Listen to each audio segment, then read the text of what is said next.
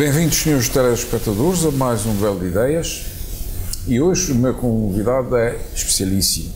Eu digo sempre isso, mas hoje é mesmo especialíssimo. Pela primeira vez neste programa, tenho a honra de apresentar um cidadão português nascido numa parcela do antigo império que Portugal fundou por este mundo fora. O nosso convidado é o Dr. Paulo Mendes, é natural da Ilha de Santiago, em Cabo Verde, é cabo-verdiano e português concomitantemente, ao mesmo tempo. Dr. Paulo Mendes, muito obrigado por ter aceito o nosso convite, e nós aqui temos uma pergunta muito simples do princípio. Quem é o senhor? De onde é que nasceu? Como é que nasceu? Conte-nos a sua vida. Antes de mais, agradecer também o convite. É com muito prazer que estou aqui no vosso programa. É sempre uma pergunta tramada. As perguntas simples são sempre as mais difíceis, claro, de serem respondidas. Nasci já depois da independência em Cabo Verde. Já depois da independência. Já depois. Mas diga uma coisa, os seus pais viviam de quê? Em Cabo Verde, o meu pai já faleceu há alguns anos, a minha mãe, portanto, reformou-se agora, foi toda a sua vida profissional funcionária pública, não é? O meu pai também conheceu de perto as questões das migrações, porque teve a trabalhar na Marinha Mercante em Portugal há muitos anos. Portanto, ele era tripulante. Exatamente, do navio, exatamente. Exatamente. Enfim, passava muito tempo fora. E é isso que lhe ia perguntar. A sua infância tem muitas recordações dele ou não tem? Os primeiros anos não. Então, um grande amigo, Edmundo Pacheco do Rego, cujo pai também era um tripulante, é um homem ali de São Roque, um grande açoriano ali de São Roque, cujo pai era tripulante, foi tripulante toda a vida e até teve um naufrágio no tempo da guerra, etc, etc. E ele é um pouco isso, quer dizer, o pai era uma pessoa mais ou menos distante, desconhecida quase, passou-se o mesmo consigo? Passou, sobretudo naquela primeira fase, depois ele regressou a Cabo Verde. E fixou-se? E depois que idade é que tinha quando ele se fixou? 57, o meu pai faleceu com 57 anos, exatamente. Mas quando ele se fixa já em Cabo Verde, que idade é que você tem? Na altura, eu agora fiz 40, portanto, na altura estava com os meus 10 anos, 10, 11 anos, não é? E ele depois fixou e tentou, digamos, recuperar aquilo que muitas vezes é muito difícil, o tempo perdido, não é?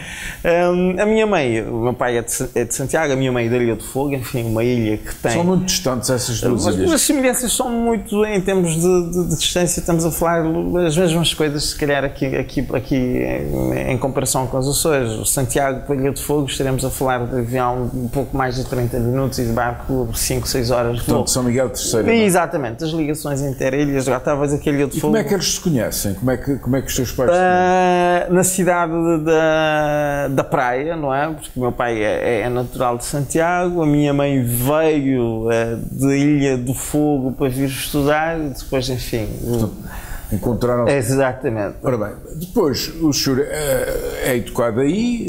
Fiz até o 12º, portanto... Em Santiago? Em Santiago, não é? Na praia? Na praia, no Liceu Domingos Ramos. Fala-nos na praia, o que é a praia? A praia é uma cidade, é a capital cabo-verdiana, uma cidade que neste momento concentra aquilo que é, digamos, a centralidade económica, populacional de é a capital de Cabo Verde? É a capital política, é a capital económica.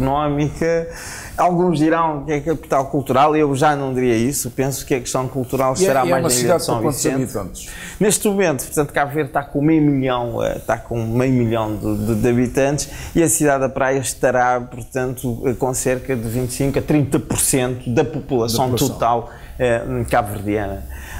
E que cresceu muito. A volta exata. Em relação à Ponta Delgada, por exemplo, é uma cidade da mesma dimensão? Não, já é uma cidade que diria 3 vezes mais, 2,5 para 3 vezes mais a nível de dimensão. Enfim, tem uma coisa em comum que é justamente uma cidade que é litoral, não é? E não é difícil de viver. É engraçado que nos Açores há praticamente, pelo menos houve, 3 vilas chamadas Praia, não é? A Praia que é hoje Praia da Vitória. Da Vitória, exatamente. A Praia da Graciosa, que hoje já não é vila, já não é concelho, mas que existiu, e a Praia nas Flores é Laje, não é praia, não é? Estava a fazer confusão. Pelo menos há pelo menos duas praias que tinham alguma dignidade. Portanto, era um nome que os portugueses gostavam de dar a certos povoamentos que fizeram, não é? Tudo indica que sim. Portanto, faz o 12º ano na praia e depois... Tem algum professor... Os seus professores eram todos cabo-verdianos ou tinha professores estrangeiros? A minha professora... Sem considerar os portugueses estrangeiros. Exatamente. Vamos considerar os portugueses... A maioria era exato, eram professores cabo-verdianos, mas tinha 2 ou 3 exceções. Tinha um professor de Fisicoquímica, porque eu fiz depois do 12º, porque estava na dúvida para onde eu ia, se ia para as humanidades ou se ia, portanto, seguir a pilotagem na altura, e como estava nessa indefinição, acabei por fazer, digamos, os 2 grupos em simultâneo. E tinha um professor de Fisicoquímica, Daniel. A pergunta até é interessante. Daniel, que foi um professor de Fisicoquímica, é natural da Guiné-Bissau, apesar de já ter vivido muitos anos. Era também português do Império. Exatamente, assim. Portanto, que fazia parte da colónia portuguesa, formado, mesmo em Fisicoquímica. Mas formado lá ou formado em Portugal? Uma boa pergunta. Acho que a formação dele foi feita na antiga União Soviética. Parece-me que sim. É aquele grupo de intelectuais. Exatamente, que depois, até por causa das relações que a União Soviética. E o português dele era um português fluente? Quer dizer, em Cabo Verde, muito. Quer dizer, hoje em dia, apesar nem sempre foi assim, quer dizer, sobretudo num determinado patamar, a qualidade de ensino em Cabo Verde. Aliás, é uma das grandes conquistas que nós fizemos nos últimos em Cabo Verde, o próprio desenvolvimento que hoje o nosso país está a ter, esse desenvolvimento é suportado em larga medida dessa aposta que houve na educação em Cabo Verde. Já antes de 25 de Abril se dizia que Cabo Verde tinha tanta gente formada do liceu que iam para a Guiné ou iam para outros sítios porque não tinham lugar compatível no arquipélago, não é? Isso acabou por ser, de facto, também suportou em larga medida também a própria administração. Mas então, acaba o liceu, ou o secundário, e o que é que faz? E depois ganhei uma bolsa, não é? A semelhança daquilo que aconteceu, ou que acontecia com muitos dos meus colegas, porque estudar por conta própria no ensino superior, infelizmente os meus pais não tinham disponibilidade para o fazer, e o que é que acontecia na altura era, portanto, as bolsas de estudo. Bolsas muitas vezes suportadas pelo próprio governo de Cabo Verde, ou também na perspectiva, enfim, que seja mista entre o governo de Cabo Verde e o governo português, e estava na dúvida se ia para o Brasil e se ia para Cabo Verde, para vir cá estudar para Portugal. No entanto, queria fazer Sociologia, no entanto, eu entrei em Direito, mas não queria fazer Direito, queria fazer Sociologia, e era para ficar no continente português. Tem a minha história com os Açores, acaba por ser interessante nessa perspectiva, porque era para ficar no continente a estudar, mas no entanto, como mudei de curso, tinha... Vocês em Cabo Verde chamam Portugal continental de continente? Não, então porquê essa diferença? Porque agora... Você daqui chama Portugal o continente. Não há continente português, só há os continentes que a gente sabe. É Portugal continental, que é outra coisa, em oposição a Portugal insular. Insular, exato. É outra coisa que há. Portanto, vamos falar as coisas pelo seu nome. Não temos Portugal em Portugal, temos os Açores aqui, a Madeira lá. Mas na altura era só para quem está a nos ouvir para digamos, fazer algum distanciamento geográfico. Eu percebo que esse tema... Isso é uma linguagem que tem que acabar porque o Império já acabou e, portanto, já não temos a metrópole, nada disso. De todo. Portanto, o doutor acaba o liceu lá, pensa em fazer Sociologia, ganha a bolsa de estudo, não sabe se é do governo cabo-verdiano... Não, a minha bolsa foi do governo de Cabo Verde. De Cabo Verde. E dá-lhe para ir estudar para onde? Não, e era para vir estudar bem para Portugal, agora. Só que depois não se sabia, na altura era em Lisboa, e estava para entrar em Direito, mas não quis fazer Direito, quis fazer Sociologia. Exatamente. E nessa mudança, entretanto, não me restava outras opções, ou vinha para cá para os Açores, portanto, entrar, porque aquilo dependia muito do número de vagas que as universidades públicas portuguesas, onde a açoriana obviamente estaria incluída, que disponibilizavam aos estudantes cabo-verdianos. Uma cota, portanto. Exato, uma cota. Simplificando é isso, e depois disseram, meu amigo, isso é assim, ou meu amigo vai para os Açores, não é? ou volta para Cabo Verde, regressa o próximo ano para vir estudar, ou fica... E é por causa disso que vem. E como é que ficou na altura? Quando lhe deram essa notícia? Relativamente desapontado, mas não pelo espaço em si, os Açores, desapontado, porque enfim... Ainda não conhecia os Açores? Não conhecia, mas já tinha referências muito sólidas e já digo... Porquê? Diga lá. Porque eu jogo ténis e devia ter os meus 15, 14 anos, vinha cá participar nos Jogos do Atlântico, que envolvia as regiões da Macaronésia, portanto, os Açores, Madeira, Canárias e Cabo Verde. E 2 ou 3 dias antes de vir já tinha lido tudo que era para saber, enfim, sobre os Açores. Até fazíamos umas sessões de esclarecimento com os meus colegas, nunca mais me esqueço disso, que os Açores é uma região fantástica porque a nossa relação com Portugal não envolvia de uma forma direta, portanto, os Açores. Apesar da distância geográfica, mas ficava mais distanciada para Cabo Verde. Nesse entretanto, depois aconteceu o acidente de ténis, não vi, fui substituído por um outro colega e eu fiquei absolutamente traumatizado, digamos, com essa minha eliminação, chamamos assim, da seleção, e os Açores a me povoar a minha imaginação, porque eu já tinha lido muito sobre os Açores, não é? E estava longe de mim que vinha para cá estudar. Embora desapontado por não ter ficado em Lisboa, mas de qualquer das maneiras não foi assim uma coisa... Não é tanto para... Então conte-nos a sua chegada cá, primeiro dia. Cheguei cá no dia 28 de outubro de 97. Um bom mês para chegar, não há muito frio, não há muito calor. Então. Mas quando cheguei... Agora, por causa disso, a temperatura em Cabo Verde é muito mais quente. É muito mais... Mas tem mais sol, tem menos sol? Mais sol, quer dizer, a temperatura média, estaremos a falar nos 25, 26... E o mar é também? Muito, quer dizer, eu acho que a água absolutamente fria. E é estranho dizer isto, estando nos Açores. Claro, porque a de Portugal continental é muito mais frio. Mas vamos lá ver. Então, chega cá em outubro e o que é que se passa consigo? Outubro. Tinha alguns apoios já cá à sua espera, escolas? Não tinha também, porque quando me disseram que eu vinha, a minha convicção profunda é que vinha cá só passar 2 ou 3 dias e voltava. Porquê? Porque era isso? Para a universidade em Coimbra. Porquê? Porque havia na altura, porque os meus colegas estavam, portanto, ou estavam em Lisboa, ou estavam em Coimbra. Colegas cabo-verdianos. Exatamente, que viemos juntos. E nesse entretanto, quando estava para vir, podia fazer a permuta. Não é? Sim.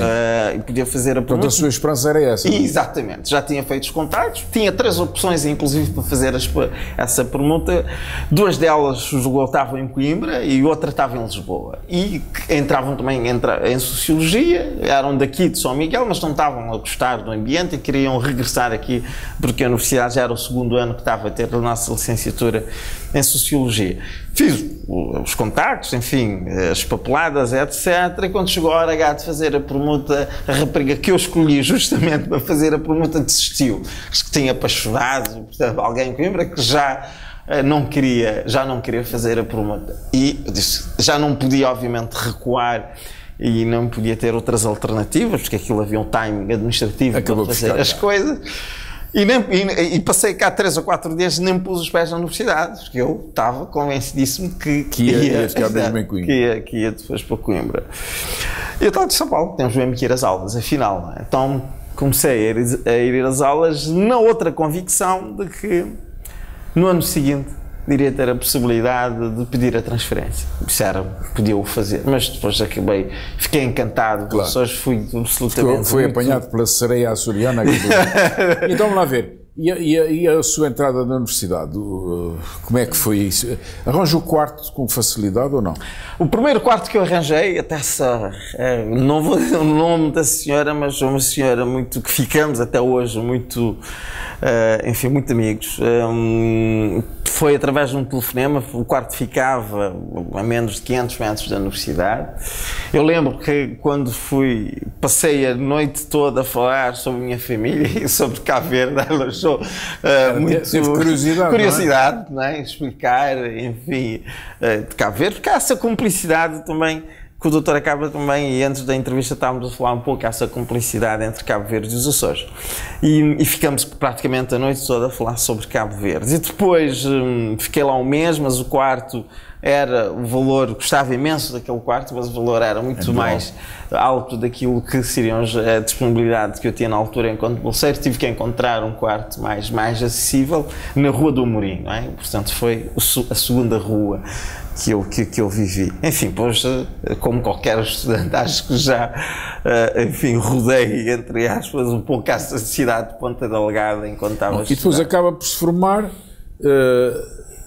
e a sua bolsa aguentou o Sim, fiz, enfim, fui um aluno, já no último ano é que baldei um bocadito, não é? Mas fui sempre um aluno relativamente regular, não é? Porque também implicava, tinha bolsa, desenvolvi a par outras atividades, mas isso para dizer, uma das outras coisas que me fez também ficar, porque poderia no segundo ano ter pedido a transferência, às vezes há determinadas coisas que temos alguma dificuldade até racional de explicar.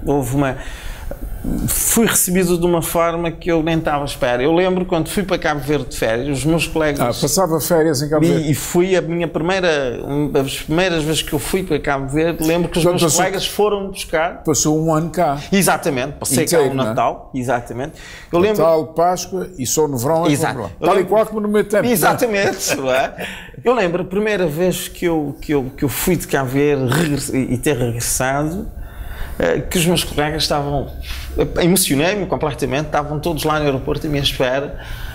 Mas porquê? Porque gerou-se... curiosidade, como é que ele vem Não é curioso, fui tão bem recebido, acho que gerou-se, enfim, uma relação muito sólida, uma relação muito fraternal com todos os colegas da minha turma, que não era muito... E os Açores também proporcionam essa proximidade. Mas está a referir-se ao regresso de Cabo Verde para cá. Sim, exatamente. Não, eu queria saber como é que foi recebido em Cabo Verde.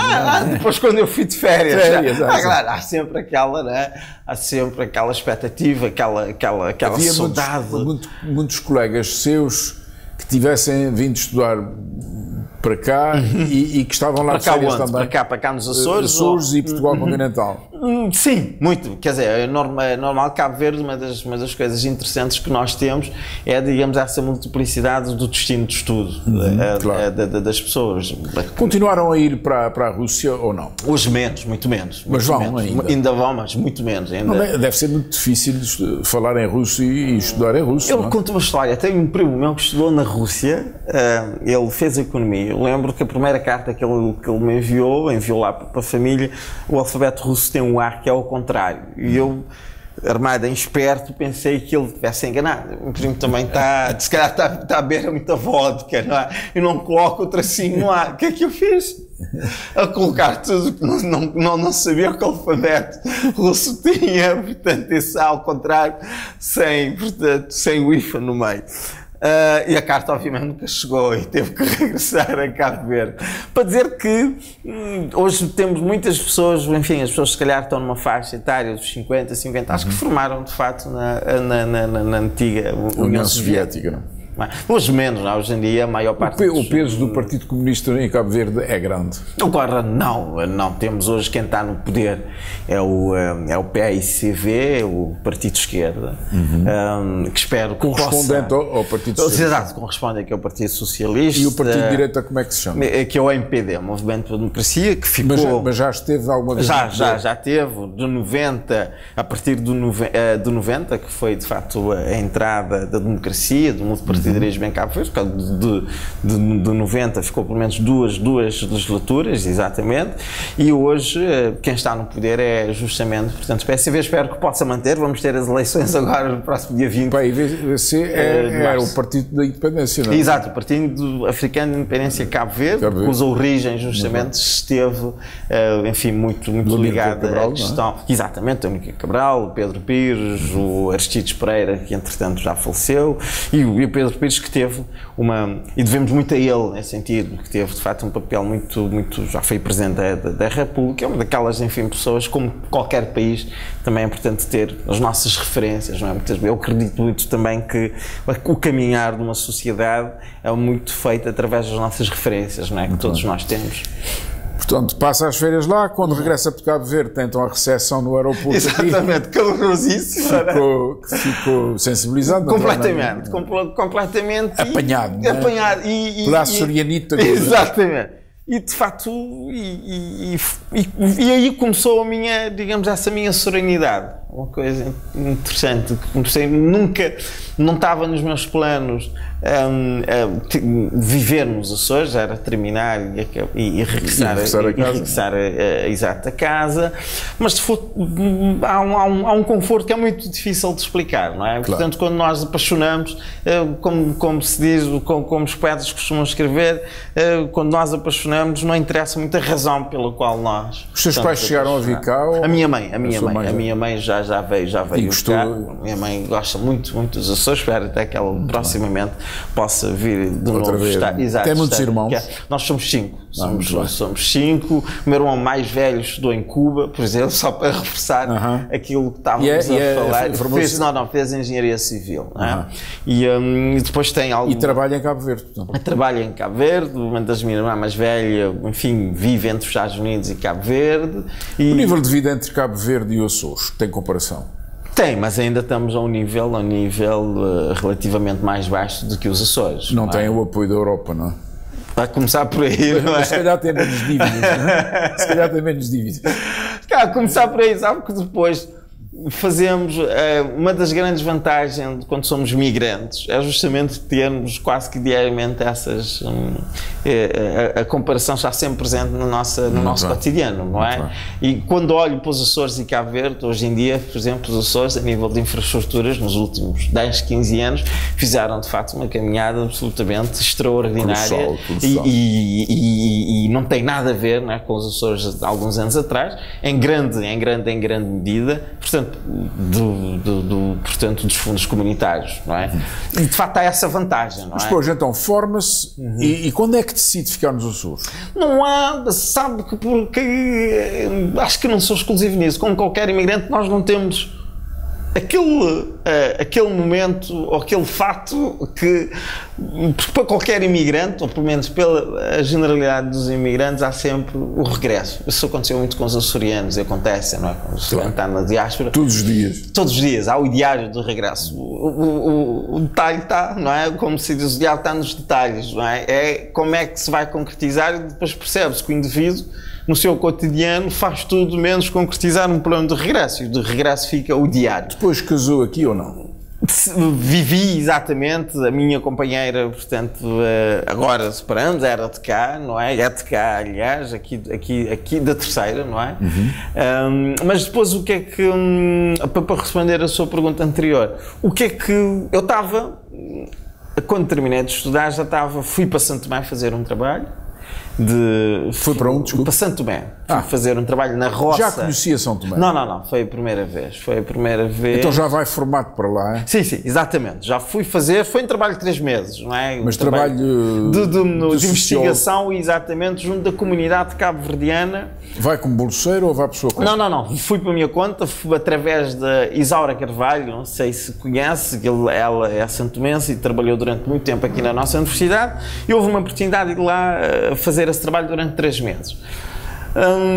E nesse entretanto voltei para os Açores para arrumar, digamos, umas coisas, a regressar para Cabo Verde, porque nesse entretanto, nas férias, o que é que eu fazia? Ia muitas vezes aos Estados Unidos nas férias, arranjar uns trocos, enfim, fazia trabalhos nos Estados Unidos. Mas porquê os Estados Unidos? Tinha lá contato? Sim, tinha lá, e tenho lá muitos familiares. Mas familiares do seu lado? Exatamente, do meu lado.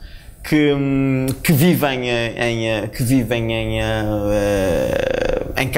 vivem nos Estados Unidos, não é? Qual é a parte dos Estados Unidos? Portanto, na zona, portanto, de Boston, naquela zona, portanto, Massachusetts, exatamente. Uma semelhança daquilo que acontece. Sim, mas não estão em Fall River. Não. Portanto, estamos a falar em Brockton, estamos a falar numa zona dentro também, nos arredores de Boston, que é Dorchester. Mas também já temos alguma comunidade cabo-verdiana. Até um homem da rádio que é cabo-verdiano. Ele é conhecidíssimo, pá. Conhecidíssimo. Estou a tentar lembrar o nome dele. É um homem de muita influência naquela zona. Exatamente, estou a tentar lembrar que serve. Ora bem, portanto, vai aos Estados Unidos, ganha uns trocos e tal, nas férias, não é? Porque a bolsa, o que é que acontecia? Dava, mas depois chegava com muito atraso.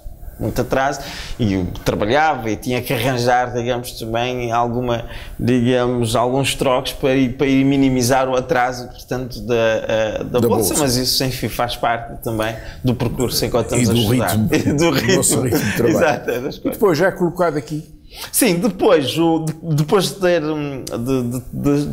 ter concluído os meus estudos universitários, estava para ir para Cabo Verde, no entanto, surgiu uma oportunidade na Cresa Açor, que estavam à procura, com o Dr. Artur Martins, de uma pessoa para trabalhar num projeto de economia solidária, que envolve essas regiões, lá está as ilhas de novo, portanto, aí na agenda, não é?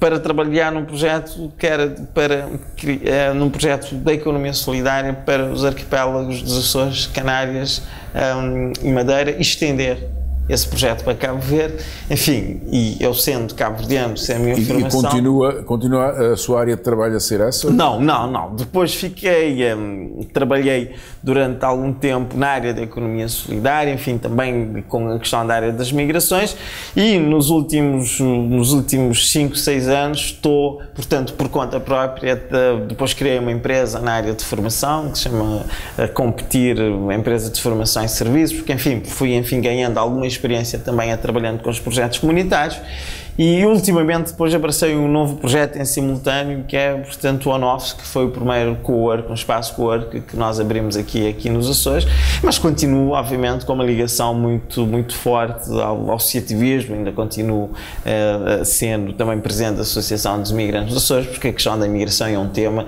obviamente o tempo agora está cada vez menor, mas dentro daquilo que me for possível continuar. Tem portanto, um trabalho numa associação que liga os imigrantes, os imigrantes com I. Com I, exatamente. São muitos. Já fomos mais, não é? Mas mesmo assim, hoje em dia estaremos a falar do universo que rondará os 2% da população residente, 3.500 e poucas pessoas, não é?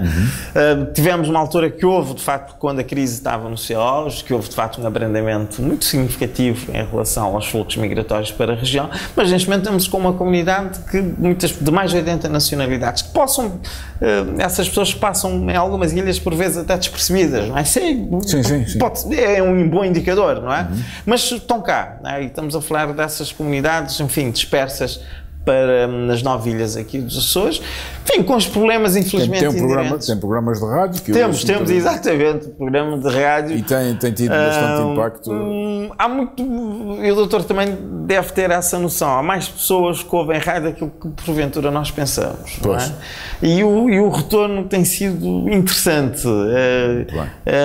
O Maninho é que dá voz ao programa, é uma das iniciativas, enfim, que nós temos no sentido de aproximar a comunidade imigrante, mas sobretudo de contribuirmos aqui para a questão da integração da comunidade imigrante aqui na sociedade açoriana. Dr. Paulo Mendes, muito obrigado por esta sua entrevista. Foi um prazer. Agradeço, é verdade.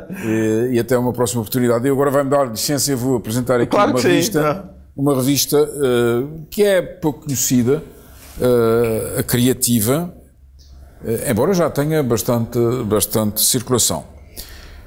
A Criativa é uma revista sociocultural, muito bem organizada, com bons trabalhos de reportagem e de estudo, no caso do magnífico reitor da Universidade, que agora com a sua atual preocupação da insularidade e a tripolaridade, representando 1 milhão e tal de euros, com boa propaganda, enfim, tem um consultório jurídico que por acaso sou eu que dirijo, não é? Até ver, enfim, e tem a parte científica, vale a pena ter essa revista.